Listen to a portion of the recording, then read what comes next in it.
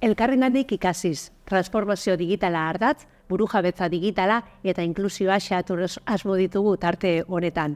Horretarako elkartu ditugu hemen, Aritz Ugarte Gipuzkoako Foru Aldundiko administrazioaren berrikuntzarako eta eraldaketarako zerbitzuburua, Usue Mantzuzidor, LU proiektuaren sortzailea eta berrikuntzan eta arlo teknologikoan aritua, eta Beñat Azkargorta EH-kom kooperatibako kidea. Mila esker 60 tarte hau hartzeagatik eta ongi etorri.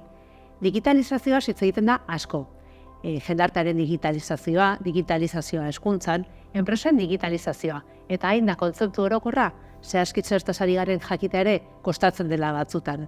Jakin nahiko nuke horregatik, zuetako bagoikoitza, azkenaldi honetan, zertan nabigen, non dauden kezkak, ze erronka dituzuen digitalizazioaz jarduten dugunean.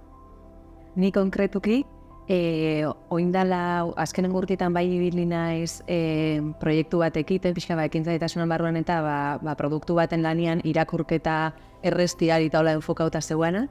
Naiz pixka hori enpresarloko ikasketak eta hola initzuan, da momentuan nago pixka software programazioan munduan sartzen saiatzen, hori ikusten dut pixka teknologia entenditzen badugu eta pixka ze gaitasun eskaini leizken, beti pixka pentsatzen ze produktu indeizke, ze arazo nahi dugu konpondu genu.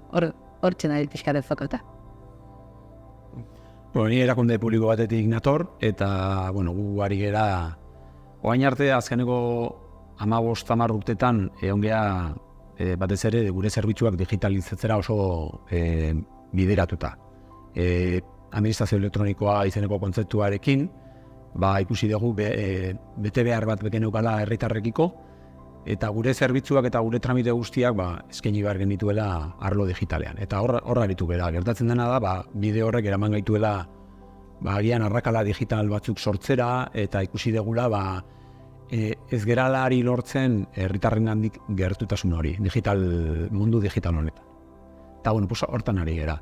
Eta gero azkenengo urtetan sortu dira berrikuntzako ildo berri batzuk, adimen artifizialaren arloagatik eta datuen kudeaketa aurreratua eta bar, eta esan behar dut, erakunde publikoak honetan gaudela hastapenetan, ari gara pixkate ikusi dugu hori garrantzitsua dela, nolabait sumatu dugu, eta nahi dugu pixkate arlo horiek ere lantzen hasi gara lantzen.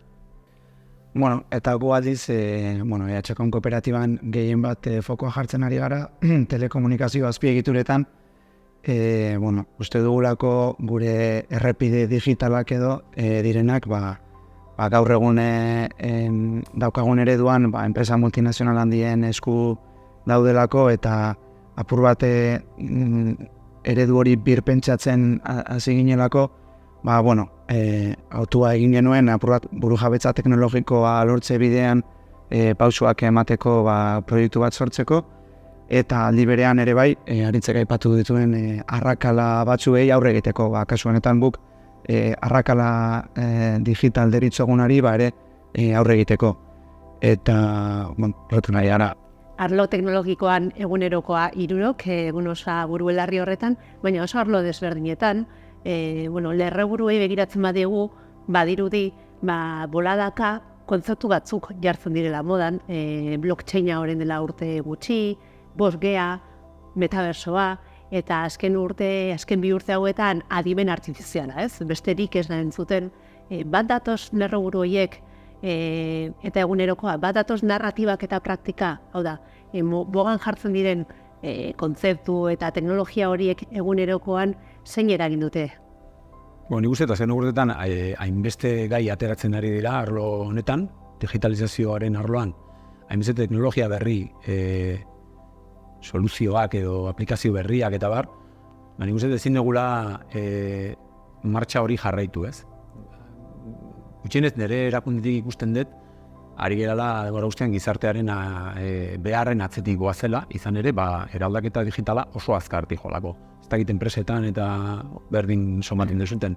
Neri okurritza jatan edo nire realidadean inguruan aipatuko nebana, adimen artifiziala aipatu duzula. Hoi momentuan, startupen munduan eta lagunak eukitxastenean bai da bizela euren proiektuak edetaratzen, beti daren aceleradoras eta hub honetan ekintzatasuna eta hola dagoan, ikusten da, gero eta startup beixo dara, dala bai momentuan non adimen artifizialean adibidez, teknologia moduan foka handi badagoen, ez? Batian, daren proiektu kantidadia soluzioak eskaintzen, mordo bat hasi dela, hori egia da. Bai, egia da, adimen artifiziala orain bihurtu dela, tresna bat, ere apur bat lagundi ezagukena kodea idazteko, eraginkortasuna lortzeko, edo igual azkartasuna ere bai. Nik aitortu behar dut guk ez dela egunerokoan horrela oso sarri erabiltzen dugun lanabez bat, naiz eta, ikusten ari garen horrek ere aukera berriak zabaltzen dituela, baina egia da gure kasuan behintzat, eguneroko praktika bestelako ingenieritza proiektuetan edo gehiago zentratzen dela, baina igual ez doala guztiz bat moda berri hauekin, edo zeharka agian bai, baina ez zuzenean. Claro. Bai, gusten dugu adiez, adimen artifiziala zerbitzuen munduan eta ez dakit, agian daukala eragin gehiago edo, ez? Hau da, irikitzen ari dira aukera berriak, herritarrekin edo beste enpresekin edo harremanak eta eraldatzeko edo hobetzeko. Guaintxe bertan ikusten ari gara, beste sektore batzuetan buru belarri daudela aplikazioan, eta ari direla enpresa batez ere enpresa txikiak, hasi berriak tola, ari direla gauza oso interesgarriak egiten. Eta guk ere nahi dugu pixkat martxa horretan sartu ere bai, ez? Eta probatzen hasi ere bai, adimen artifiziala. Horrekin lotuta, nik ere bai, ikusten dut gure arloan behintzat datuen kudeaketa dagoela. Gu datu pilo bat sortzen ditugu, kudeatzen ditugu, eta lehenago pixkat egin behar duguna da igual txukundu eta datu horien kudeaketa normalizatu egin behar dugu, ze horrekin oso lotuta dago adimen artifiziala. Beharra. Eta datuen kudeaketa horretan ere sartzen da, nork eta ze helbururekin kudeatzen dituen datu horiek, ez? Gu algara gure datuen jabe edo sortzen ditugun datu guzti horiek ze eskutan amaitzen dute, zertarako erabiltzen dira, hori ere, birpentsatzeko eredu guztia nola antolatuta dagoen eta ze puntutaraino ematen dugun gainera, doainik edo, ez? Gure informazio guzti hori. Claro, zuen datu pertsonaleri buruz igual zare berbaitzen ez, konpartitzen ditugunak enpresekin eta. Bai pertsonalak, baina baita ere, ez dakit estatistikak, ze erabilpen egiten dugun interneta, ze behar izan ditugun, azkenean, badoa sortzen perfil horiek ere bai, eta gaur egun datu guzti horiek ere dirua dira, eta boterea ere bai, eta hor saltzen da, nire ustez ere, buru jabetzaren berriro narratiba hori, apur bat ere, kontziente izan gaitezen, edo jakitun izan gaitezen, eredu honek nori egiten dion mesede gehien edo noraino daukagun boterea horren entziditzeko ere bai edo, ez dakit. Burujabetzaren terminoa aipatu duzu, baina nola salduko zenuke zertan burujabetza digitala?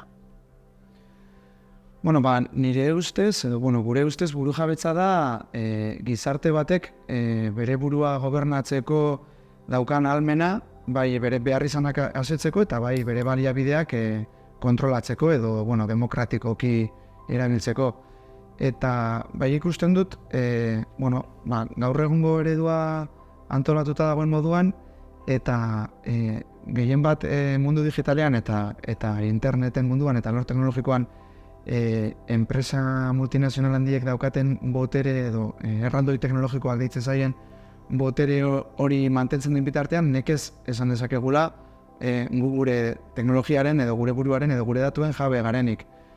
Orduan, hortik ere dator gure ekimena horregatik sortu zen ere bai, apur bat gure proposamena zelako, bertatik bertara kudeatutako azpiegitura teknologikoak sortzea, gobernantza eredu publiko komunitario baten bidez kudeatzen direnak, bai herritarren parte hartzearekin, baita tokiko erakunde publikoen parte hartzearekin, eta baita beste eragile komunitario edo edabideen parte hartzearekin ere bai. Eta, azken finean, parte garrantzitsu gisa ere bai, estandar teknologiko libre eta irekiekin apur bat erabiltzen diren teknologiak sortzeko. Apur bat mundu guztiari emateko ere, horiek erabiltzeko eta hobetzeko eta edatzeko aukera. Balio garrantzitsuak aipatu dituzu, badaukat irudipuna hainbat sektoretan, demagun modan, elikagaien arloan, kontsumitzaileak baduela momentu honetan kontzientzia bat, edo badagoela kezka bat, ez? Bertakoa, gertukoa, jasangarria, bertako ekonomia sustatzen duen nori lan egoten dion, ze material erabiltzen diren, kosmetik arloan ere bai, teknologiaren sektorean Iritsi gara horra, ala oraindik ez.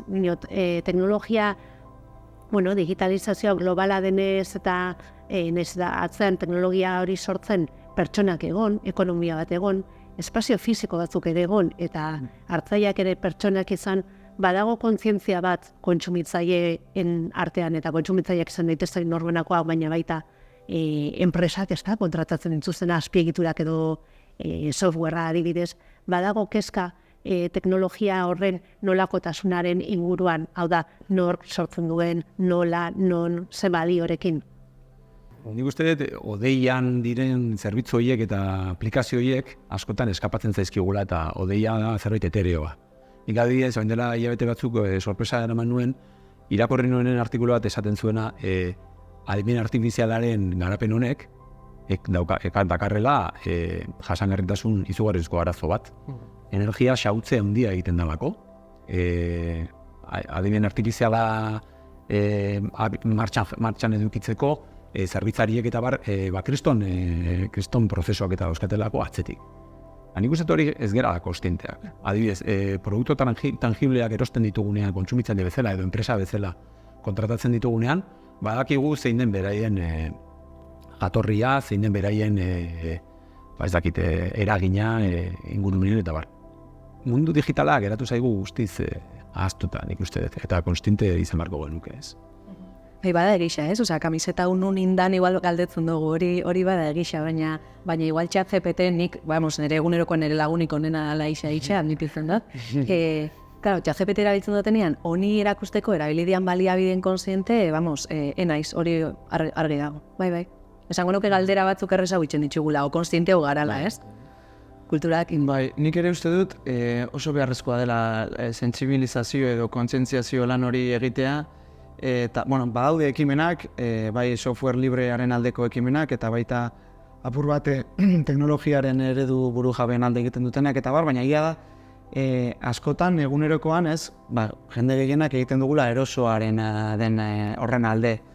Eta askotan ere, ez gara konturatzen badaudela horrein bat tresna, ekimen, libre, etiko, edo askotan ere teknologia jasangarriagoak, orokorrean edo kasu askotan doainik, guztiz doainik, eta ezagutzen ez ditugunak. Orduan hor badago lan bat egiteko ez, pur bat jendeari azaltzen, konsientziatzen, eta nik uste jendeak ere ulertu behar duela zergatik ez, hau ez dela, honek badaukala ere arrazoi bat izateko, ez dela bakarrik, ez dakit erosotasunaren kontrara goazelako, edo, ez dakit, Ez dakit zuek adosareten ero ez, baina iruditza jata dira sare sozialetatik eta dira moda kontuakin bainda como divulgazio asko, ez dakian, munduan dauan bigarren industria kontaminantien eta olako gausak esan dira, baina iruditza jata gizarte moduan teknologia eta informatika eta hola, dala informatikuenan, ez? Osa, nik esaten dituen, nik unibertsitatean eta enpresa fakultate baten hon nintzen,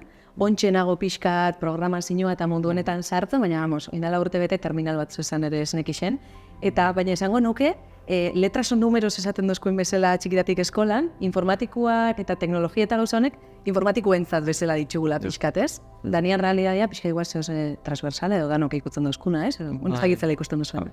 Bai, guztiz adoz, nik uste hor badagoela ez dakiten ezi mental bat edo, baina bai badagoela beldur moduko bat ere teknologiari eta teknologia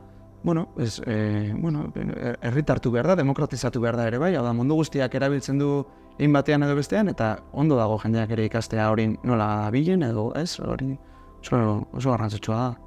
Bai, gorzinteak izatea ez.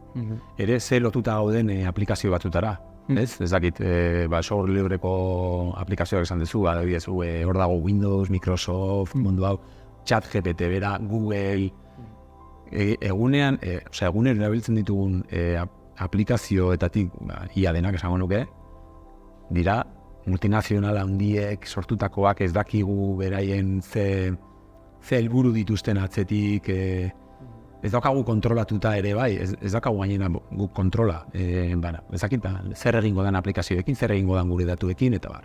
Nork sortzen duen teknologia hori, teknologia nork, nola, noiz sortzen duen, horrek badauka eragina sortzen den horretan, ez?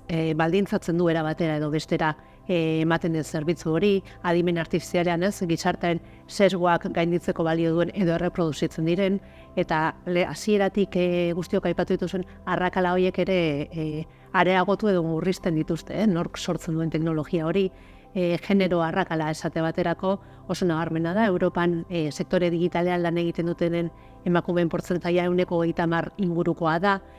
Zein ondorio izan dezake emakumerik ez egoteak teknologia garatzen adibidez? Bueno, nik esango nuke nik argisa dela, ez? Diversidadetik eraikitzen balin bada edozein produktu, kontuan hartzen dituan biharrak eta askoz gehiago diala, eta bueno, diversidadia dela pixkat ongizatera erorbilduko gaitxuana, ez? Nik hori konkretuki, akoratzez batxiller teknologikoa inean edo ontxe programazioa gundan pixka sartzanean, bada realitate bat, portzentai aldetik, igual emakumea gutxi hau diala, baina, bueno, emakumeari buruz berbaitzen garen bezala, bueno, pertsona beltza, ez minoria desberdinak edo realidade desberdinari buruz aldugu berbain, ez dakit zeu segitxuko zinuten honi.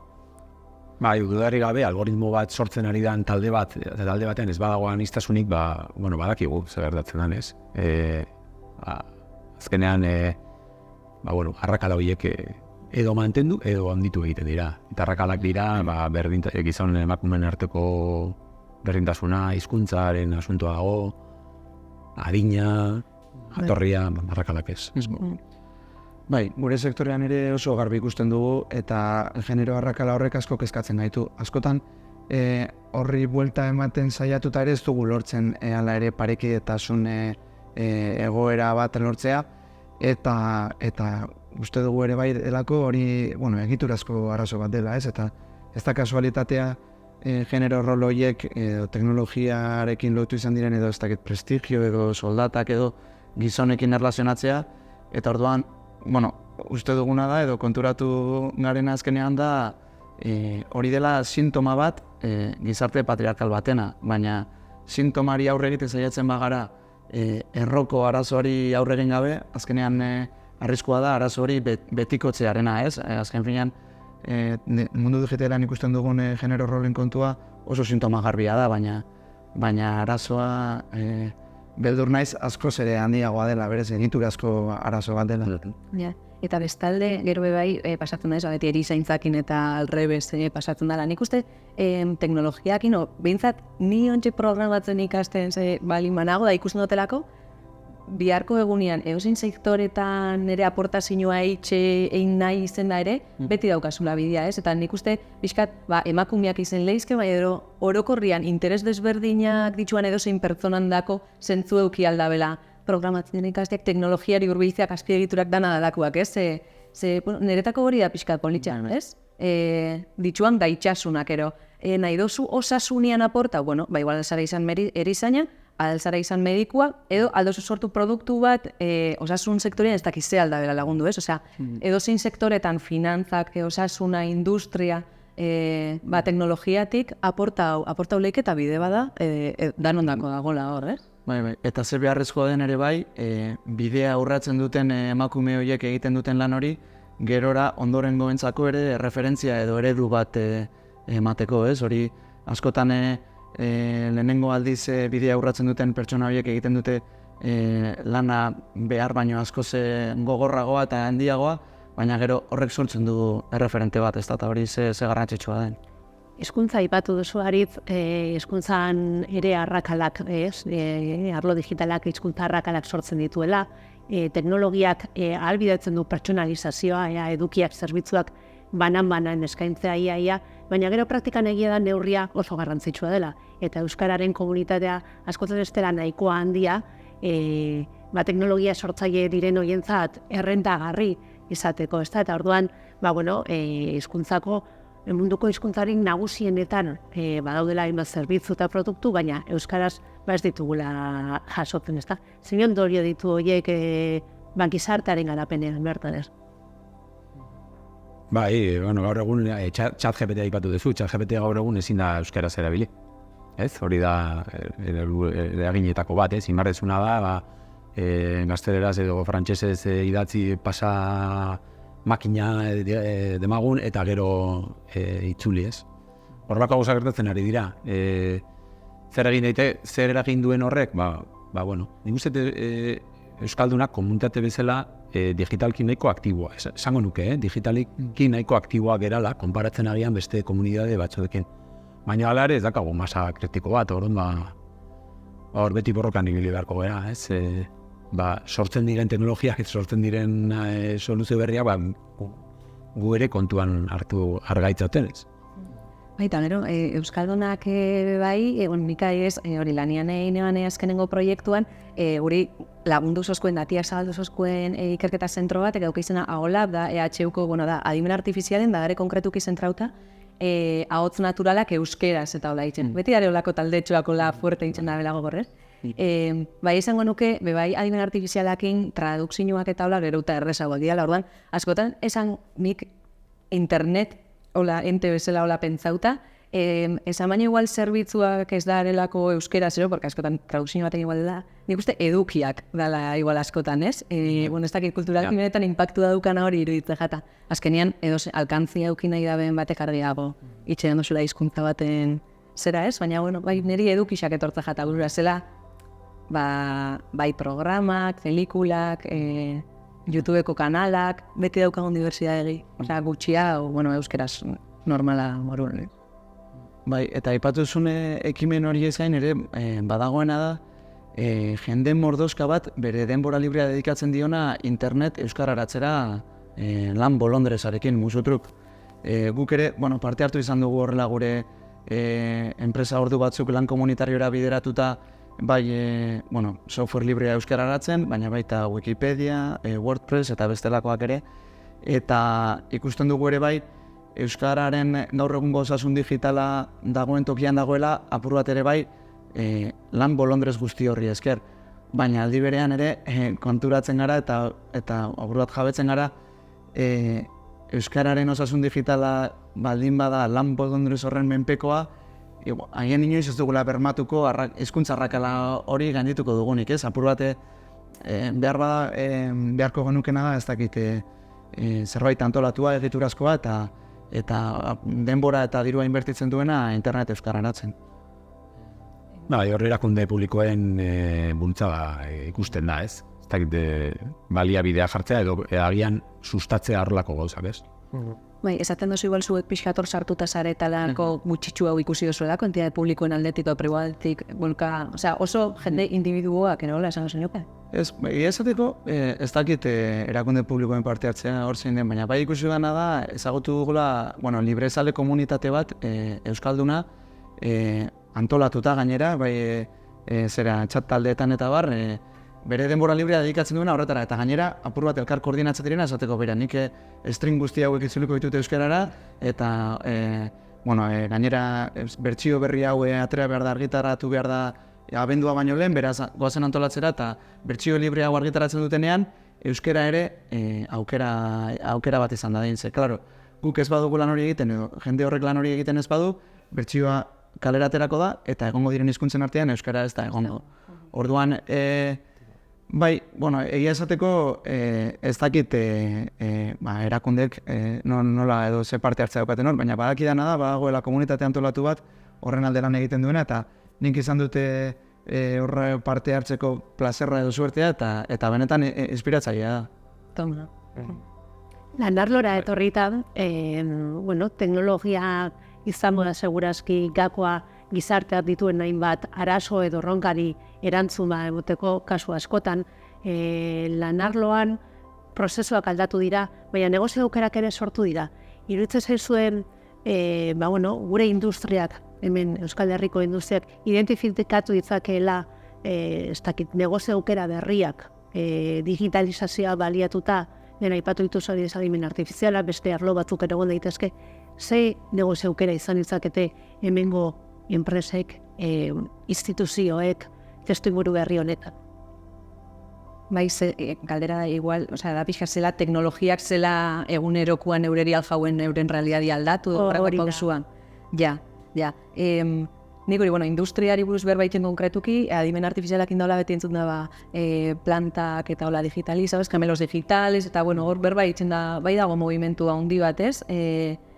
Ez nago oso sartu da, baina, BIM 4.0, eta, gauza honekin danekin nik uste badagoela bastante movimentu. Ja, gero, nik ja, hau, pertsonak adibidez, nire etxeko realidadiari buruz berbaitzen, nire aitzak eta beti industrian eta egondia, baina, pyme bateko realidadia. Orduan, bai argi dago, pixkat, adibidez hemen Gipuzkoan garela, Gipuzkoako realidadia ikusten dozu, eta enpresa handi xauak dare, enpresa txiki xauak dare, orduan nik argi ikusten dut, lehenengo eskutik, enpresa motan arabera, o tamainoan arabera diez, teknologia honek hurbilau, ero urrutira udare, bai, euren baliabideen arabera, eta euren prioridadien arabera, ez? Norberan gaitxasunen arabera nahi dut esan. Enpresa batzuk egokituko dira modu batera edo bestera, baina ia guzti hori eragiten digu lan prozesuetan digitalizazioak, asko telelan egingo duzue, deskonexio digitala ere aipatzen da, etengabe konektatuta egotea, onerako, txarrerako, balantza, ze aldetara orekatzen ari da. Alde, kalte, nola bizi duzue zuen egunerokoan prozesuen digitalizazio hau, edo agian horrela esautu duzue gazte honok beti, eta beste batzuk aldaketa ere sumatu duzue. Nola? Bai, gakoa izan behar da, ipatu duzun balantza hori, ez? Eta askotan, zaila da oreka hori topatzea, baina, guk bai izaten duguna da, eta gure enpresa mundua, ekonomia sozial eraldatzailearen barruan dagoenez, arreta handia jartzen diogu horrelako gauzei, eta uste dugu lehenengo eta behin garrantzitsua dela bizitza erdigunean jartzea, eta apur bat lana bestelako bete beharrak eta zaintza horiek uztartzea. Bai egia da digitalizazioak ekarri duela erraztasuna, apur bat ere etxetik lan egiteko, edo lana etxera eramateko eta baina horrek oso azkar edo oso errez ekarri dezake ere bai, lanarekiko etengabeko lotura edo autoesplotazioa ere bai, edo hor badago arrisku hori ere bai. Orduan, garrantzizkoena dela, uste dut, pur bat mugak eta adostea denon artean, posible bada, pur bat horrela horizontalki edo demokratikoki, eta esan dudan bezala, garrantzia ematea bizitzaren beste aspektu batzuk eta zaintza ere uztartzeari lanarekin. Itxeta zue telelana, zuek? Nik pertsonalki ez. Eta nire erakundean nahiko mugatuta dago, oraindik nik ikusten den erakundean ez dula ikusten telelanaren asuntoa aukera bezala. Ez, Ez, erakunde bezala, ez da. Ikusten du langileen eskubide bezala, eta bermatu behar den zerbait bezala, baina oraindik igual, ez dago. Ez da realitatea. Ikuste gaudela lehenengo piko batean, COVID-aren asuntuarekin denak telelanara joan ginean, hola, ez dakit, zuek agian enpresa edo beste sektore batzuetan hasita zendeten. Baina gu sektore publikoan behintzat, ginean entron badenak, espontaneoki bezala, ez dakit nola esan. Eta ikusten dut, nire inguruan ikusten dut, badagoela jendea, telelanara derrigortua inkluso, eta erreta ere bai, etxetik lan egiten, esanaz, ni bulegora bueltatu nahi dut, ez? Horrelako, ez dakit ezagutu zuen horrelako kasuak. Eta orduan nik uste daudela hori, lehenengo saiakera horretan, eta nik uste orain egin behar dugulena pixkat pentsatu eta gauzak ondo antolatu, ez? Sektore honetan badira lanpostu batzuk guztiz remotoan direnak, ez? Programazioan aritzen zela usue, litekeena da, Alemaniako enpresa batentzat lanaren hasten momentu batean, eta lankideak aurrez aurre inoiz ezagutzea, hori errealitate bada. Errealitate bada, eta garenean berba eitzen gure kasuan bezala, herrialde desberdinekin lan itxea tokatza jatzunean, ja biharra gaitxik, ez? Orduan, nik esaten duzuna eta komentatzen duzuena, telelana ikesin biadan zeo zera, nire egunerokoan ari errealitate bada. Gu ofizinara joaten gara aztian behin eta arroiona dagoelako, eta jendiak inula egoteza dalako, eta beste relazioak bestera batera itzen dira, argiago. Baina, telelanan bentajak ere argi ikusten ditugu, adibidez, ez da nire kaso, baina umiak dituan jende askok, adibidez, dau bere bizitzako momentu baten, bebai, gure sektoria gaitik aldalako, ez?